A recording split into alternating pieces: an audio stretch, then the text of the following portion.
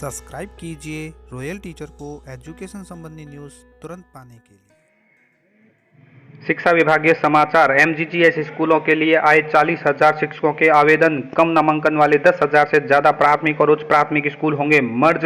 इस बार शिक्षा से वंचित बच्चों की होगी डिजिटल प्रवेशोत्सव ऐप में एंट्री। अब वेतन वृद्धि की होगी 2 तिथियां। कर्मचारियों को 6 माह में मिलेगा पहला इंक्रीमेंट।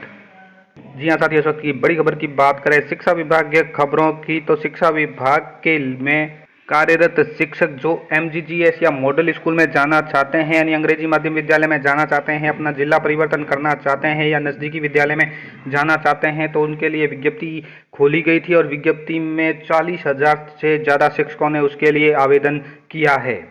जी हाँ साथियों, बात करें विद्यार्थियों को पढ़ाने से पहले गुरुजी को देनी होगी परीक्षा। अभी तक किस जिले में कितने पद है यह खुलासा नहीं है। महात्मा गांधी राजकीय अंग्रेजी माध्यम विद्यालय में पढ़ाने वाले शिक्षकों को पहले टेस्ट देना होगा। इसमें उत्तीर्ण हो गए तो अनुत्तीर्ण हो गए तो वापस हिंदी माध्यम स्कूलों में ही पढ़ाना होगा। एक सप्ताह पहले शिक्षा विभाग में अंग्रेजी माध्यम स्कूलों में रिक्त पदों को भरने के लिए 23 जून तक आवेदन मांगे गए थे और इन जो 5 दिनों तक ये आवेदन खोले गए और 5 दिनों में लगभग 40,000 आवेदन जमा हो चुके हैं। यानी विभिन्न कैटेगरी के L1, L2 और इसके अलावा जो भी कैटेगरी के थे आवेदन, उन सभी को मिलाकर 40,000 आवेदन जमा हो गए हैं। इसमें शिक्षकों के अलावा अन्य पदों पर कार्मिकों ने भी ऑनलाइन आवेदन जमा कराए हैं। तो इसमें अंकों का निर्धारण आप सभी जानते हैं। साक्षात्कार, यदि साक्षात्कार से पूर्व लिखित टेस्ट लिया जाता है तो 30 अंक का लिखित टेस्ट होगा, 30 अंक साक्षात्कार के लिए रखे जाएंगे।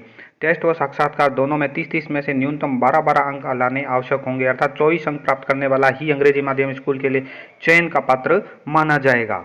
बात करें लिखित टेस्ट की, तो लिखित टेस्ट व साक्षात्कार में 2 से 3 टॉपिक यानी सामान्य जानकारी अथवा उसके विषय से संबंधित होंगे अथवा समिति द्वारा तय किया जाएगा। साक्षात्कार कार्यक्रम की सूचना कार्मिकों को अलग से दी जाएगी। चयनित कार्मिकों का पदस्थापन काउंसलिंग की प्रक्रिया के माध्यम से किया जाएगा और इसकी नियुक्ति जुलाई में संभव है। बात करें अपनी अगली और बड़ी खबर की, तो कम नामांकन वाले 10,000 से ज़्यादा प्राथमिक और उच्च प्राथमिक स्कूल होंगे मर्ज।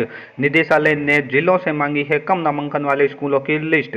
नामांकन कम होने की वजह से एक बार फिर प्रदेश में बड़ी संख्या में प्राथमिक स्कूलों पर ताला लग सकता है। प्रदेश में 10,000 से ज़्यादा स्कूल ऐसे हैं जिनका नामांकन निर्धारित मापदंड से भी कम है, यानी एक स्कूल में कम से कम 50 विद्यार्थी होने चाहिए। जिन स्कूलों में इससे कम नामांकन है, इन स्कूलों को निकट के सरकारी स्कूलों में मर्ज किया जा सकता है। बात करें सिर्फ सीकर जिले की, तो सीकर जिले में करीब ऐसे 20 से 25 स्कूल है। स्कूल मर्ज होने से पढ़ने के लिए बच्चों को 1 से 3 किलोमीटर दूर तक जाना पड़ सकता है।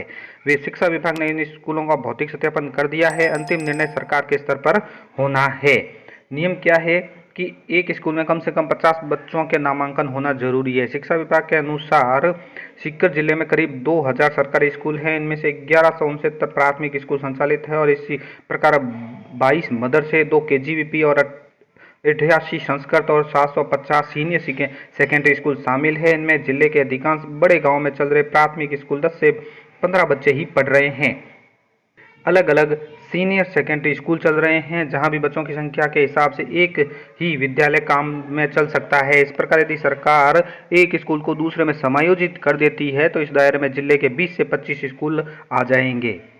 साथ ही इसमें बात करें बीकानेर निदेशालय की, तो बीकानेर निदेशालय ने डीओ मुख्यालय से कम नामांकन वाले विद्यालयों की सूचना मांगी है। विभागीय अधिकारियों के अनुसार सीकर जिले में कम नामांकन वाले स्कूलों की सूची निदेशालय को भेज दी है। हालांकि अभी तक स्कूल मर्ज करने के स्पष्ट आदेश नहीं आए हैं। इस काम को 15 जुलाई के बाद अमल में लाया जाएगा। इस दौरान किसी स्कूल ने प्रवेशोत्सव के दौरान नामांकन बढ़ा लिया तो वे मर्ज की कार्रवाई से बच सकता है। स्कूलों को सोमवार तक ऑनलाइन रिपोर्ट उपलब्ध करवानी है। क्या कहते हैं शिक्षा मंत्री BD कल्ला कि अभी स्कूलों में नामांकन बढ़ाने का प्रयास कर रहे हैं। 15 जुलाई तक नामांकन प्रक्रिया होगी और उसके बाद निर्णय लिया जाएगा।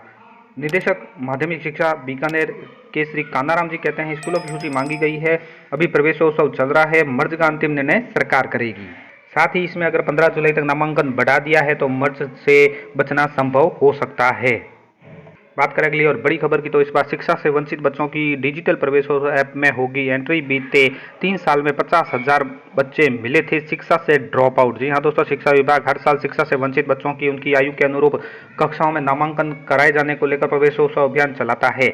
विभाग इस बार ऐसे बच्चों को प्रवेशित कराने के लिए नए ऐप का सहारा लेगा। शिक्षकों को मोबाइल प्ले स्टोर में जाकर डिजिटल प्रवेशोत्सव ऐप डाउनलोड करना होगा, उसी के माध्यम से बच्चों की प्रविष्टि की जाएगी।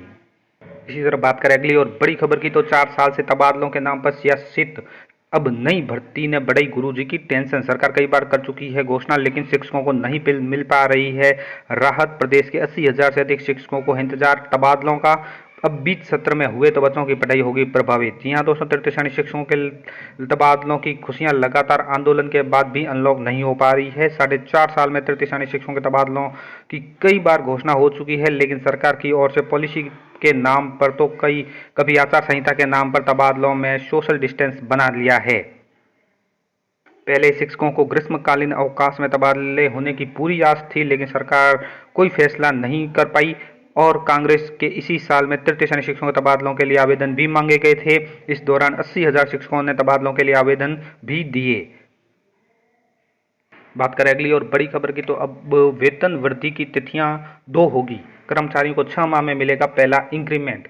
जी हां दोस्तों, कैबिनेट के बाद मंत्रिपरिषद की बैठक में कई मुद्दों पर हुई चर्चा, जिसमें प्रथम वेतन वृद्धि 6 माह में मिलना हुआ सुनिश्चित। अब वेतन वृद्धि की होगी 2 तिथियां। मंत्रिमंडल ने राजस्थान सिविल सेवा पुनरीक्षित वेतन 2017 में संशोधन के प्रस्ताव को मंजूरी दी है। इससे कार्मिक की पदोन्नति या एसीपी लगने पर पदोन्नति के पे लेवल में समान सेल होने पर आगामी सेल में वेतन नियत हो सकेगा। इससे कार्मिक में वेतन वृद्धि होगी। साथ ही वर्तमान में एक ही वेतन वृद्धि की तिथि के स्थान पर अब 2 वेतन वृद्धि की तिथियां यानी 1 जनवरी और 1 जुलाई निर्धारित की गई है। इससे कार्मिकों को प्रथम वेतन वृद्धि 6 माह में ही मिल जाएगी। इन संशोधनों से विभिन्न सेवाओं के पदनाम भी सेवा नियमों के अनुरूप हो जाएंगे। तो दोस्तों, ये थी आज की बड़ी खबर। उम्मीद है ये वीडियो आपको पसंद आई होगी। वीडियो पसंद आए तो जरूर लाइक, शेयर और सब्सक्राइब कीजिए। पास में आने वाले घंटी के बटन को जरूर दबाएं एजुकेशन संबंधी न्यूज़ तुरंत पाने के लिए।